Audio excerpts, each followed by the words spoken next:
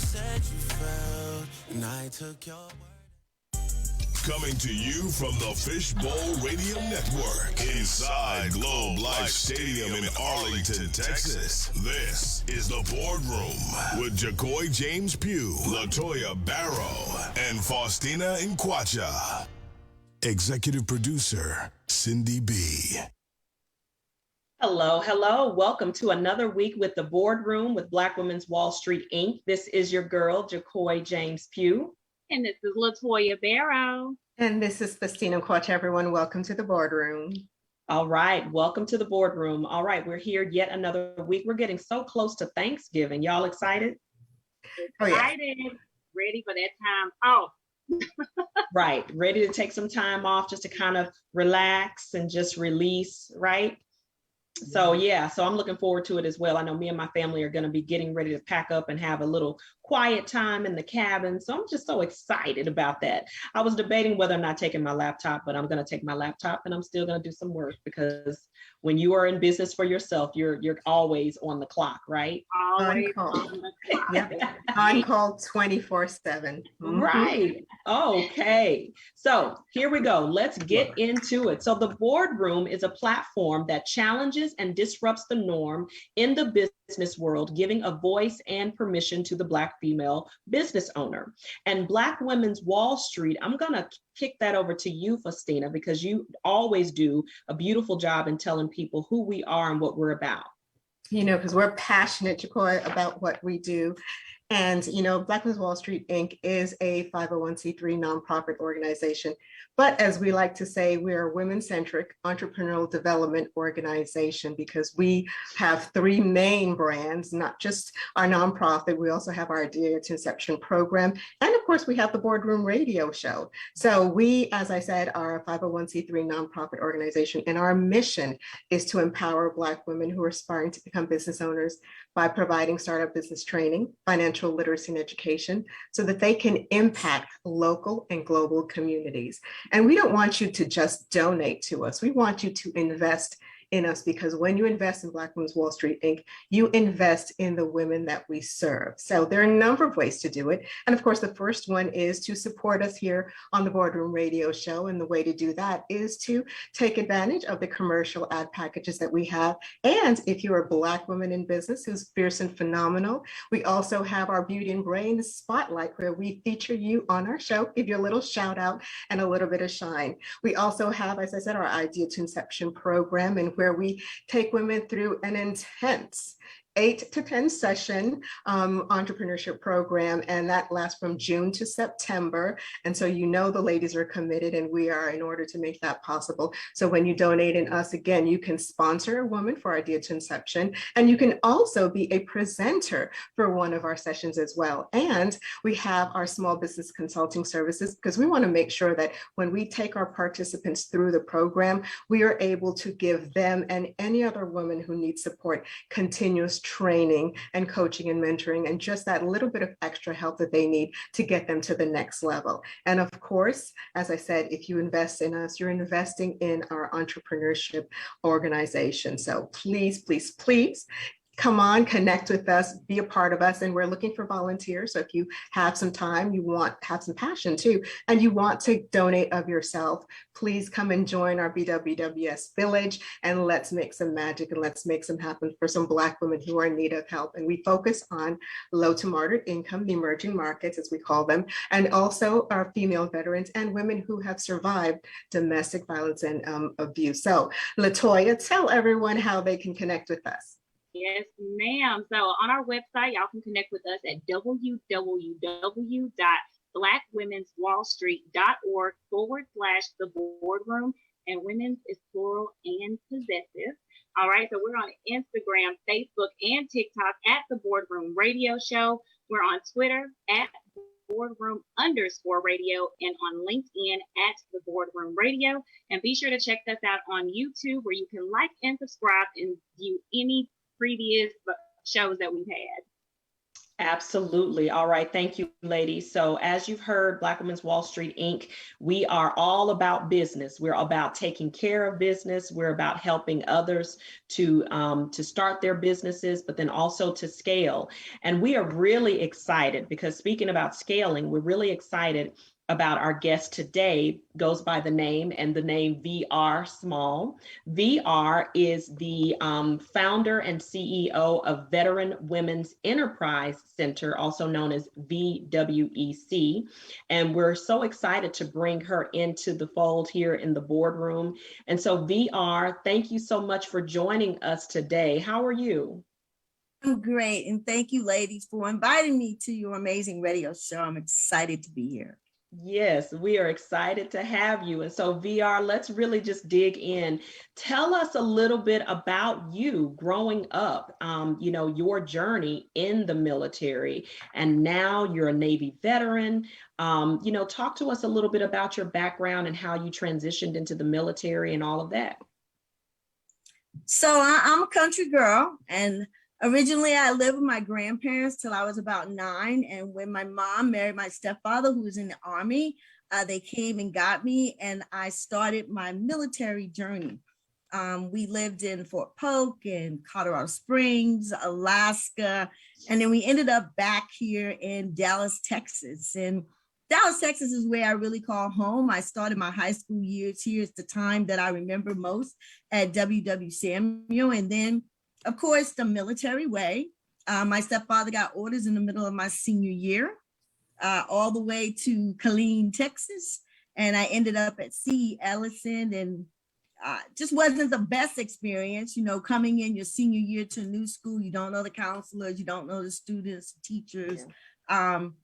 And so I decided, hey, I'm going to just go ahead and graduate because I could. I had enough credits. I could have graduated as a junior.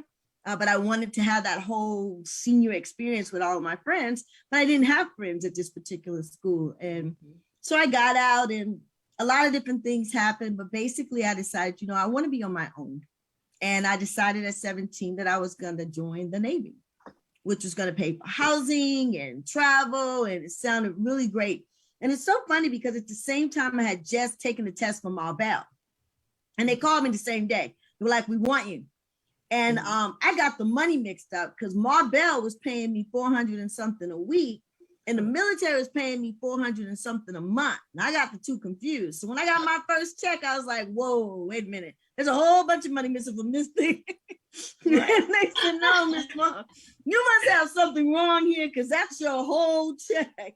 So definitely listen more when you're doing these kinds of things, because Marbell, it would have been interesting. I don't know where my life would have been if I had worked with Marbell. Maybe I would have stayed there for 20, 25 years until, they broke up the Bell system. But I ended up going in the Navy. I love the Navy. I had a lot of challenges in the Navy, but I drank the Kool-Aid. And I believed everything that the military taught us about honor and about courage and about commitment and about having this certain level of integrity and a certain love for your country, and being willing to put your life on the line if necessary to defend it.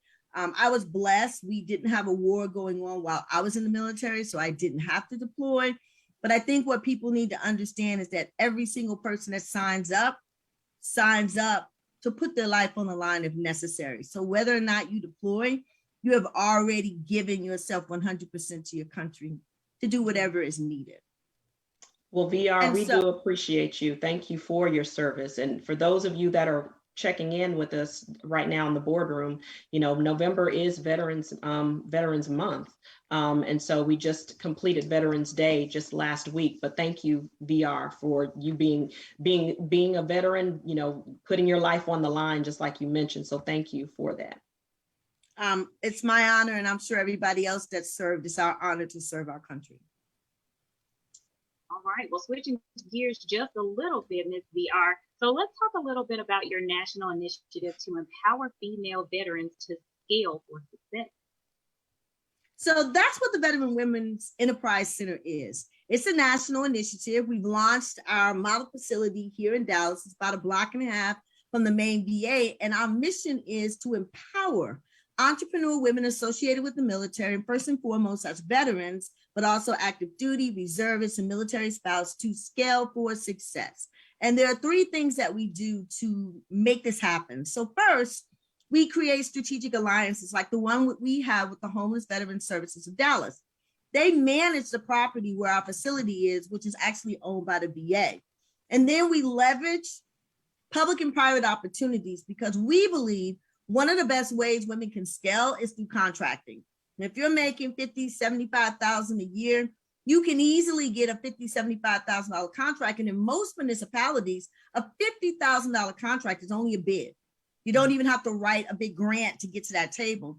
So understanding what these opportunities are and taking full advantage of them. And then we advocate for relevant research, services, and funding. So we did a research project with the Dallas Federal Reserve Bank, and that is on our website. That was reported back in July of 2019. And we're working on a national focus group with SMU. And I don't want to spill the beans yet, but we may have another party joining us in 2022 because all this was happening right in the middle of COVID.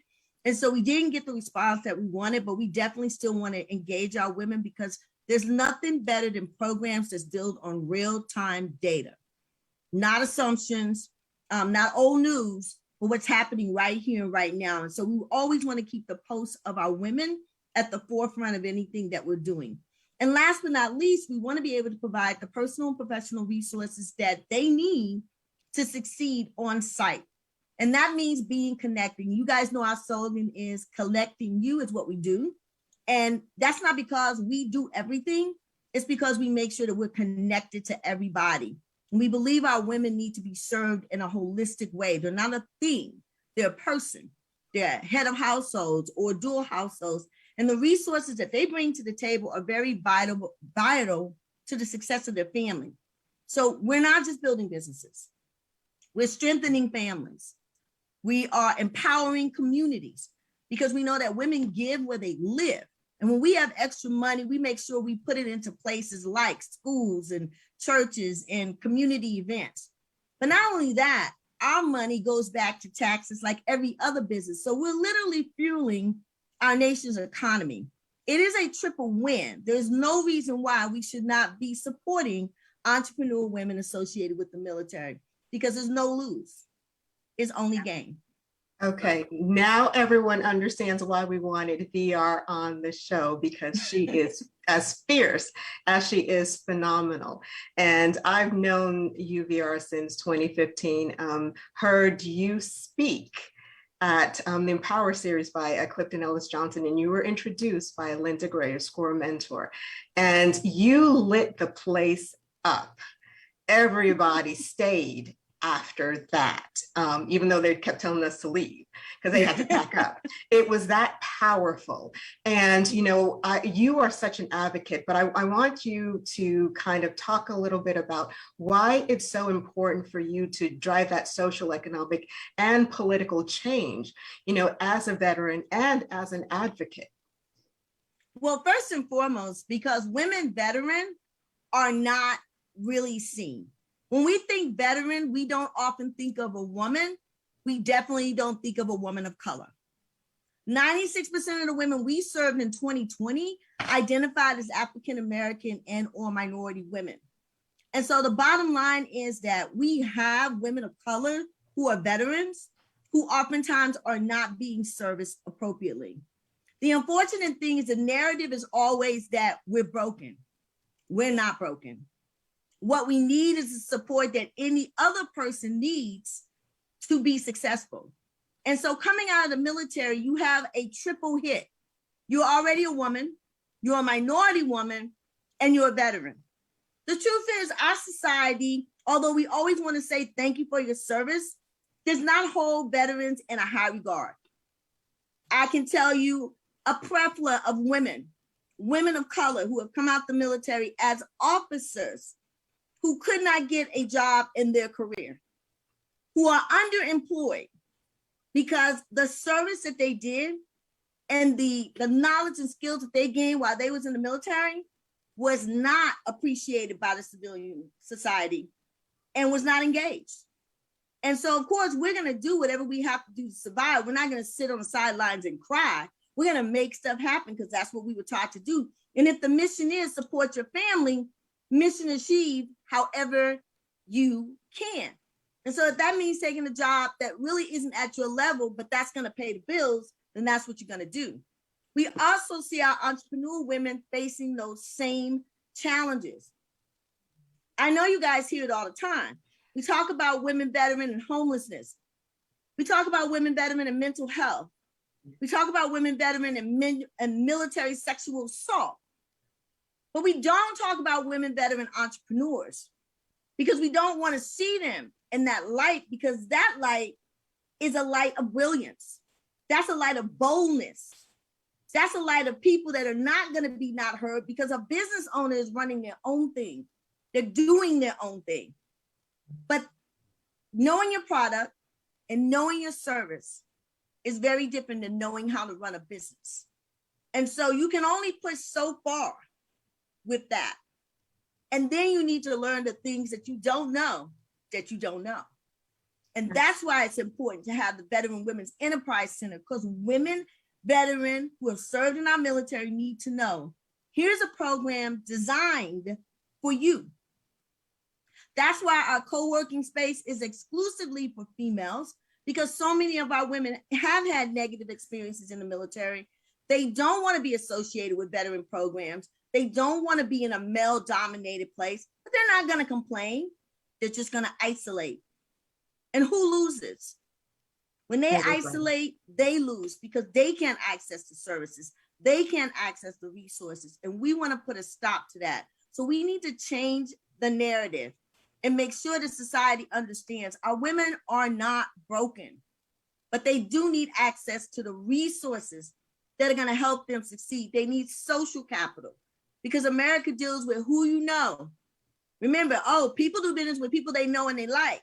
I'm going to tell you right now, I hate that saying because I know why I need to know you. I need to know you're good. I need to know you're competent. I need to know your products and services are worthy of the price that you're charging. But I definitely don't have to like you. That is high school. It is the kind of stereotype stuff that keeps us out of the room and away from the table. You see, now I'm going to say, LaToya, I'm doing business with LaToya. And all of a sudden, Debbie walks in the room and go, oh, really? I really like Jackie. But she hasn't said why Jackie's better, or her price is better, or her product's better. No, none of that has been put on the table except for she likes Jackie. And LaToya just lost an opportunity. Not because she doesn't have a good business, but because we're not dealing with what's competent and what's the best. We're dealing with what we like. Oh. And we all know that those kinds of stereotypes and biases predominantly work against us as minorities. Yes. So we want to get off the like table. Oh my God. I don't have to like you. Please. I don't have to have drinks with you or invite you to my house for dinner to do business with you. And with the international and global perspective we're using now, a lot of people will never know you. And they don't have to. They don't. That don't stop them from spending dollars with you. Oh, and we got to goodness. build on that. See, I did say VR was a fierce advocate, didn't I? And I'll tell you, VR, you bring up something that is really, because this platform is about challenging and disrupting the norm.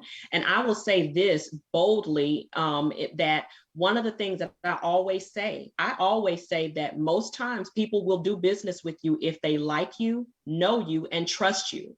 That's what I typically say, if they like you, know you, and trust you. And I say that from the standpoint of relationship building, because a lot of times, you know, it's a matter of, hey, if I'm able to build a relationship, if it's going to be someone that's going to create a new customer, enhance the client base.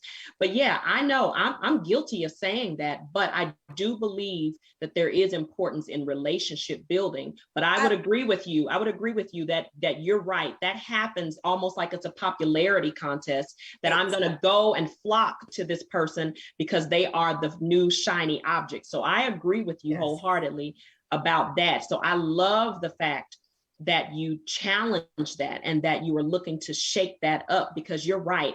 The popularity contest, it needs to stop. That you really need to give an opportunity to people who are killing it in their industry with their particular product or service. So I agree with you with regards to that. I truly do. And I believe in relationship building. But it's got to be genuine relationships. Yes. You can't build a relationship with somebody who's a racist or has a bias or stereotype against you, no matter how you try. They've already tagged you. That's a dead end. So then what happens to those people that you can't break through to? Then your business never gets to that table. And that's not right. I won't even say fair. It's not right. And it's not the way we should be doing business. Listen, I have a follow-up question. Well, let's do this. We have to go to break. I'm sorry. I'm so sorry. We've got to go to break, but this is really, really good. So as a reminder, you are here with the Boardroom with Black Women's Wall Street, Inc., where you will always have a seat at the table. Let's keep the conversation going. It's the Boardroom with Black Women's Wall Street Incorporated.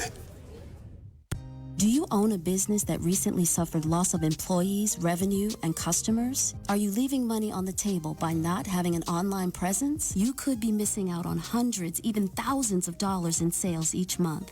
Establishing an online presence is what allowed many businesses to stay open, even thrive during a time of record unemployment. I'm Melinda Williams, actress and founder of She'sGotAHabit.com. Most people know me as Bird from the hit television series Soul Food, but I'm also a hardworking entrepreneur focused on helping others expand their business to include an e-commerce selling platform. I created She'sGotAHabit.com to empower women to achieve economic wellness and better health, mind, body, and soul. Head over to She'sGotAHabit.com and join our community. Connect with us and be inspired and motivated to build and grow your business today. It's time to build generational wealth. The future is now. You're inside the Boardroom with Black Women's Wall Street Incorporated.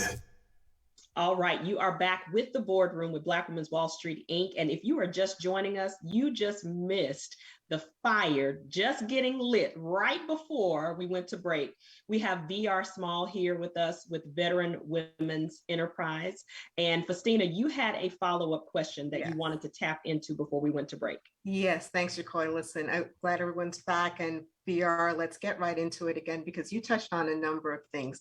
One is the difficulty of transitioning back into civilian society, which I don't understand, because I remember, there was a while where they were talking about the GI Bill and really positioning our members of the armed services, the veterans, anyone who had completed their service, was given priority opportunity for, jobs. And then I also wanted you to talk a little bit about policy, because that's something that I believe that you're really passionate about, and the 2021 Veteran Entrepreneur Transition Act. Can you talk to us a little bit about both the GI Bill and the Veteran Entrepreneur Transition Act? So I will tell you what I know about the GI Bill is very limited. When I went in 1980, when I signed up, the GI Bill was available, and by the time I went on, there was no GI Bill for me. And that went on for a few years, where you had to then put in so much money and then the government would match it. Unlike the GI Bill, where you just had a set amount of money to use and you could use that for education. Now, no one told me that the GI Bill had changed. And so when people were saying, well, do you want to contribute to your education? I was like, well, why would I do that when I'm already getting a free education? So nobody explained what was going on. And I didn't buy into that, because I'm thinking, I've got a GI Bill like my stepfather. I'm going to be able to go to school and do all these things. The interesting fact is, a lot of people don't know what their benefits are, because they've changed things so many times. And that's why they don't take full advantage of them. So when we talk about benefits and eligibility, that's something that the military has to do a better job of making sure people know as they're exiting out. Because the military sees it this way: once you leave me, I'm no longer responsible for you. My job is to make you a soldier. My job is to complete the mission. When you decide you don't want to be a part of that anymore, you're somebody else's problem. And so you're not a part of the armed services anymore. Now you're a part of the Veteran Administration. And it's their job to make sure that when you get connected to health services, you also get information about all of your various benefits. One of the things that we don't like is that they've created all these new post 9/11. Well, we understand that people served after 9/11 and went to the Middle East, but what about all the people that served before 9/11? And so you create this divide between the service members as if one level of service was more important or more vital than another. And that's just not right. And it's not appropriate. And so a lot of our women who served pre 9/11 will apply for programs and find out it's only available if you're post 9/11. And so the government needs to be aware of the dissension that they're creating within the ranks with these concepts. Because if it's available to one, we all served, it should be available to another. And those are one of the things that we have been talking about and advocating, that, you know, you need to stop all of this and make sure that everybody's being served. Because why would you have benefits for one group and not another? Putting your life on the line is putting your life on the line. Yeah. It shouldn't make a difference. Now, what I really know about is the 2021 Veteran Entrepreneur Transition Act. That act, which we get a lot of resistance against, but earlier this month, it passed in the House. Now it's in the Senate. It was in committee. They pushed it over to the Committee on Small Business and Entrepreneurship. And so it's in that committee now. But that bill will allow veterans to use their GI benefits to start their business. Now, that is transformational for women veterans, because women have such a difficult time accessing funding. So now you have this money available to you that you don't have to ask anybody for. It's yours. Now, of course, you have to have a business plan. That business plan has to be approved through the SBA. More than likely, the SBA is going to do a grant and partner up with people. And a maximum of 750 veterans will get a chance to participate in this pilot. It's a pilot. And I believe in pilots. Coming out of organizational development, I don't believe in starting nothing that's big without piloting it and working out the kinks and evaluating and making sure when you go full scale, you've addressed the issues that are relevant, that might defeat the program. And even then, I think you should still go piece by piece to see if you missed something. Start in one region and then another region and then another region, so that you don't have this big program that has all these problems that are very difficult to fix. So that is in committee. We are 100% behind that. We think veterans should be able to choose how they spend their money. I can't tell you how many veterans have gone to school on the GI Bill and they're not using what they went to school for, but that school has their money and they've started a business in something different, or they're in a field that's totally different. Yeah. So going to school doesn't determine your success. Yeah. Nope. And some people already know what they want to do, but they're spinning because they can't get support to do what they want to do. So you come out the military and you get your unemployment benefits because you're searching for a job. What if you don't want a job? What if you want to start a business? Yeah. What's the support for that? Why do I have to pretend like I'm looking for a job while I'm over here trying to start my business? I'm doing double work because I know I don't really want a job. I know I'm trying to start my business, but I can't get the support that I need. Now, there are programs that are supposed to support veterans who are starting their business, but I hear from veterans all the time that nobody knows what's going on. They're telling them that they can't do it, but the program is supposed to be there, that if you start working on your business plan and you're doing all these different steps, you're still supposed to be able to get your unemployment and start your business, but it's not something that's very popular. And a lot of states and programs don't know what's going on or even push it. And so again, you're doing a double hit. But that GI Bill, that act, all of us should be behind that. Not only transformational for women, but particularly for Black women who get even less funding than our larger population or Caucasian women. Yes. So this puts the money in your hand to at least be the foundation of your business. And if you're working with an organization like the Veteran Women's Enterprise Center, any ladies that work with me know we're real budget, strict, that you're putting your money where it's going to help your business grow. Not everybody likes the stance we take. Some people may complain about it, but the bottom line is that we're here to try to help you. And we want to make sure if you got money, that you're using it to grow your business and you're not just wasting it. Because a lot of money is coming out now, but that faucet is going to dry up. Oh, yes. And when it does, you don't want to be standing there with your hands empty. Yeah, wow. You're talking about some really key things. And the thing that I have a grand appreciation for VR is your passion behind it, and you know exactly what these hurdles and obstacles are that these female veterans are going through. And you are taking, firsthand knowledge, and working, helping them to work through those things, because a lot, like you said, a lot of them don't know what to do, or they're going to programs that aren't really helping them, or they're wasting their time trying to get a job when they really want to start a business.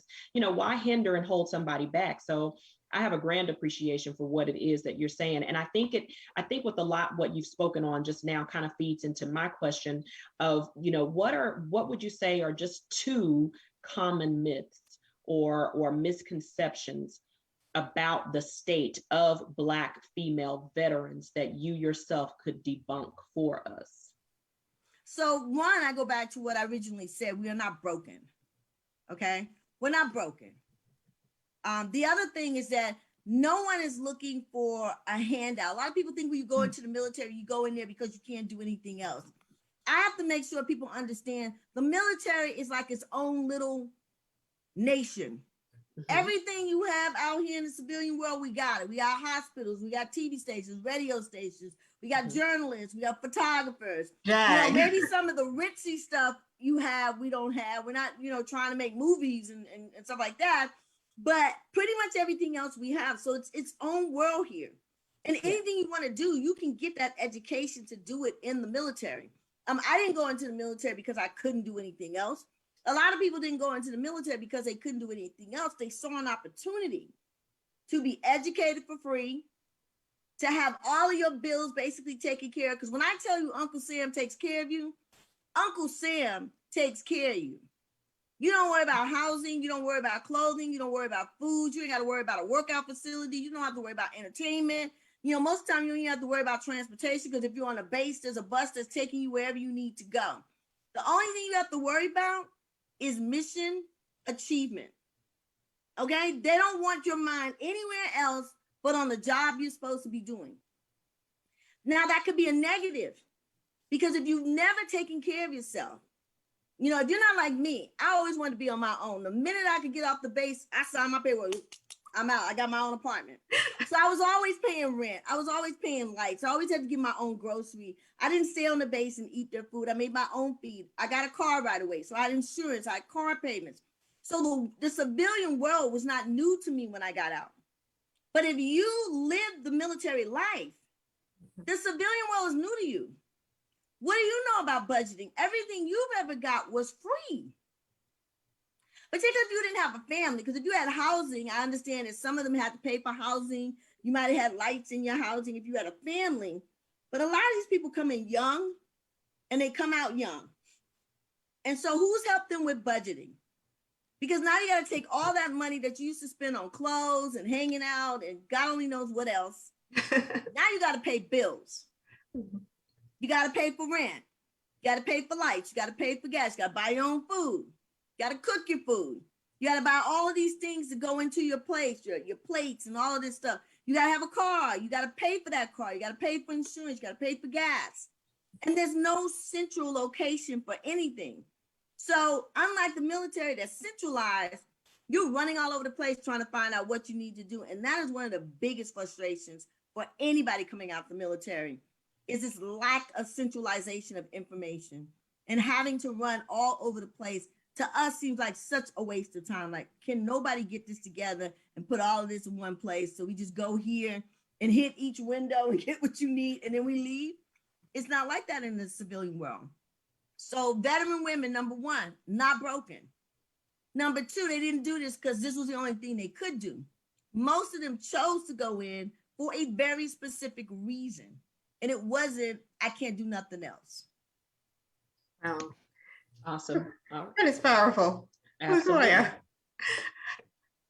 girl, you are really dropping some nuggets as far as these women. Like, my eyes are being open as far as what goes on in the military. Because, of course, I've never personally been in there, but I was a child of, and we were just going back and forth here and there, Korea and Colorado Springs, like you said, and everywhere. So, but I didn't know what I didn't know. It's just really, really enlightening to know that what you guys go through.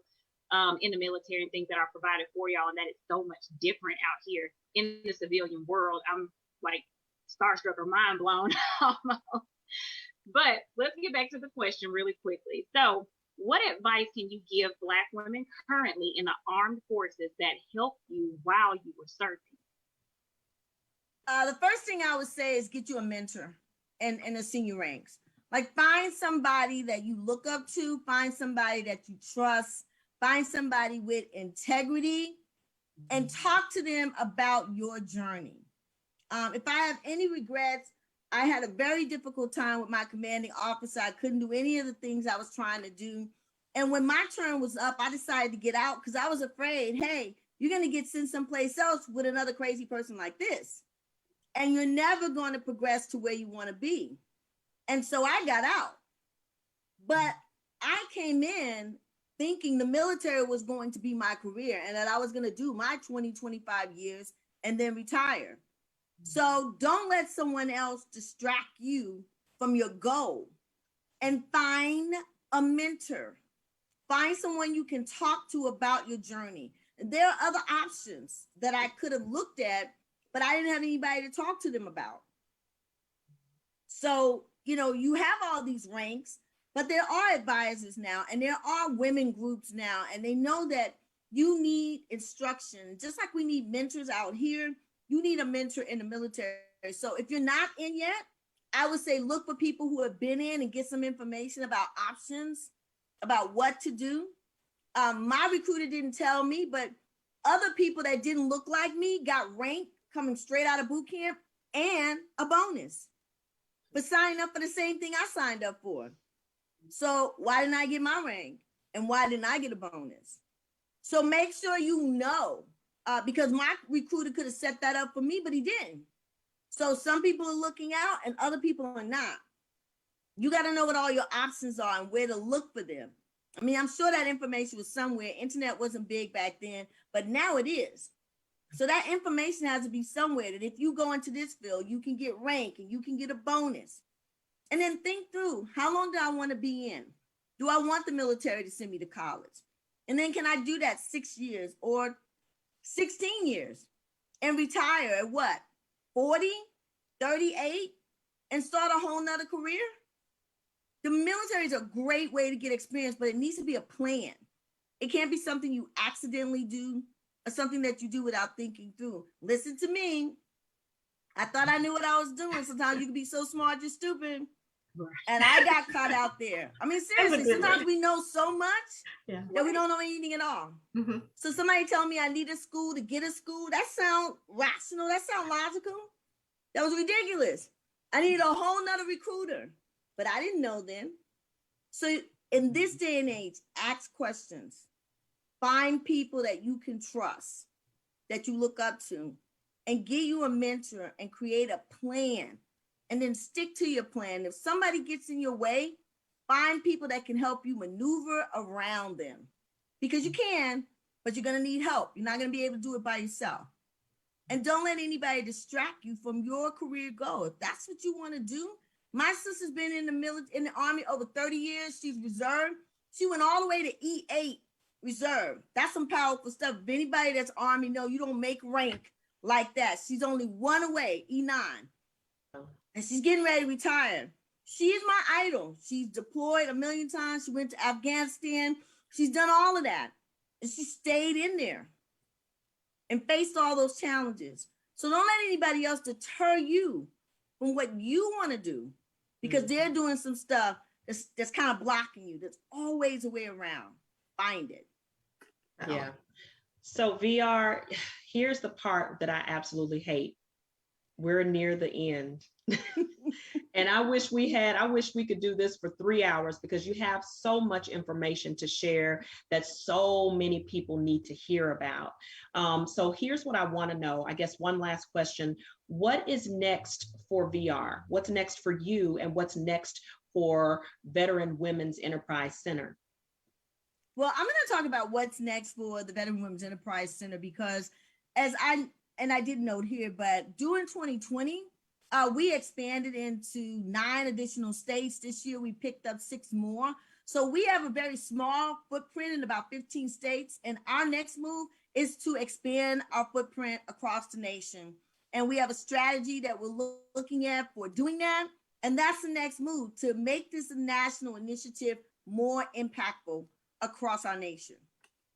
Awesome. Very awesome to hear. And one last thing to ask you about is, what are ways in which people can get in contact with you? Phone number, social media, website? Share that with everybody. It's so easy. At Veteran Women SEC. That is our Twitter, our Facebook, and our LinkedIn. And our Instagram is our full name, Veteran Women Enterprise Center. That is also our website, veteranwomensec.org, and put info in front of it, and you're at our email. Awesome. Well, VR, thank you so much for being on our show. We are really excited about where you're headed. We're really excited and intrigued about your passion for what it is that you're doing. And you've helped us to understand that there is a huge need. It is absolutely necessary what you're doing for our female veterans. So thank you again for spending some time on the boardroom with Black Women's Wall Street, Inc. And so as a reminder, you're with the boardroom with Black Women's Wall Street, Inc. We'll always have a seat at the table. Want more? Like and follow us at the Boardroom Radio Show. If you love soul food the way I do, then Miss Mary's Southern Kitchen is where you want to go.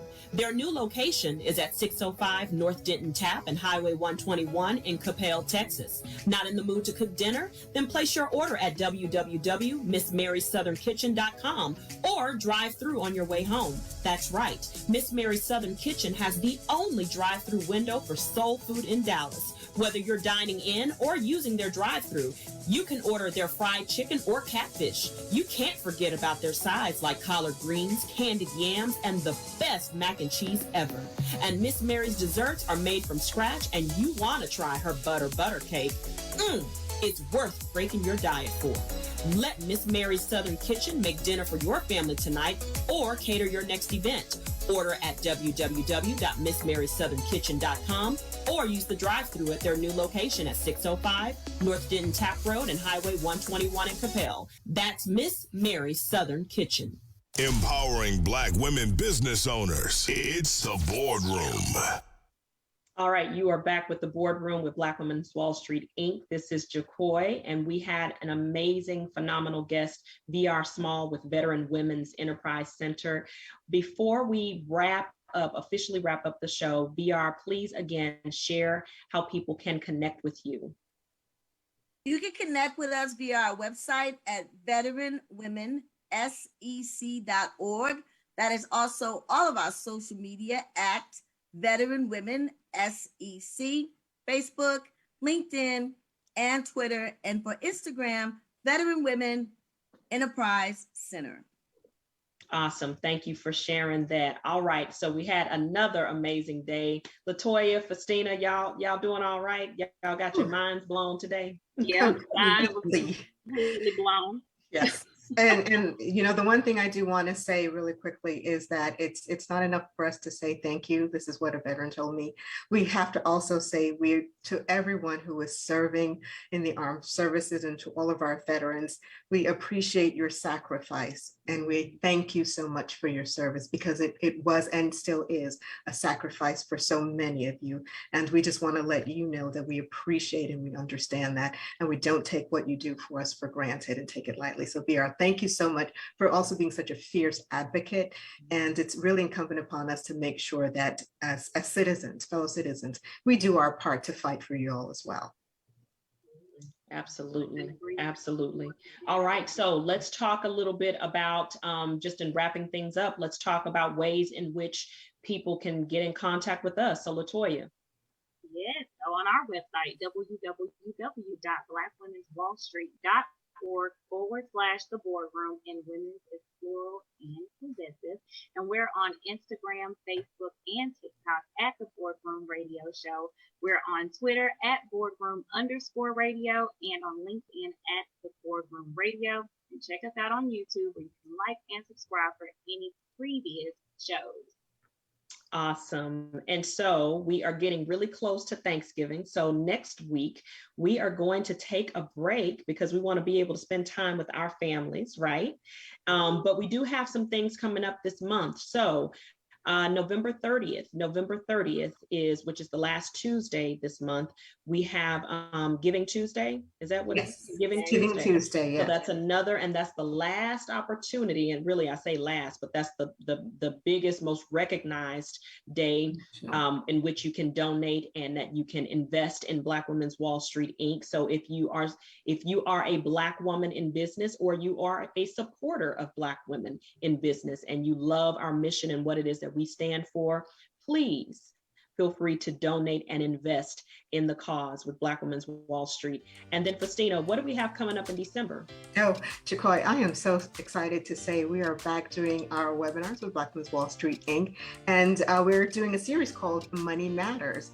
And we have the phenomenal Rita Oliver. She's coming back. She's going to talk to us about your money no and your money oh. So tune in. We're also going to do like a 2-week no spending money coins, nothing challenge prior to that, because we want to kick things off and make sure that we're preparing ourselves for 2022 and not waiting till January to start doing our New Year's resolution. So yes, it's going to be December 11th at 11 a.m. and to want you to go to Eventbrite to register.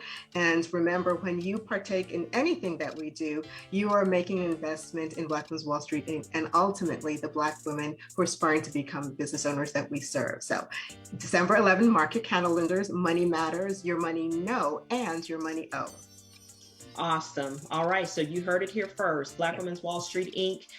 It's almost the end of the year, but we are not stopping. We still have a lot more work to do. So please do not miss an opportunity for our training webinar, as Faustina mentioned, on Saturday, December the 11th at 11 a.m. Central Time, just so that we are clear. All right. So again, thank you for joining us here at the boardroom. We appreciate you being a part. Please remember to go tell your friends about us. We are here making ourselves available to support any Black or African female that wants to be a business owner or needs some support in scaling their business. And then make sure that you go to our YouTube channel. Please subscribe to our YouTube channel. We are all around on all social media platforms. So thank you again. A huge thank you again to VR Small being with us today. So thank you for being a part of the boardroom with Black Women's Wall Street Inc., where you will always have a seat at the table.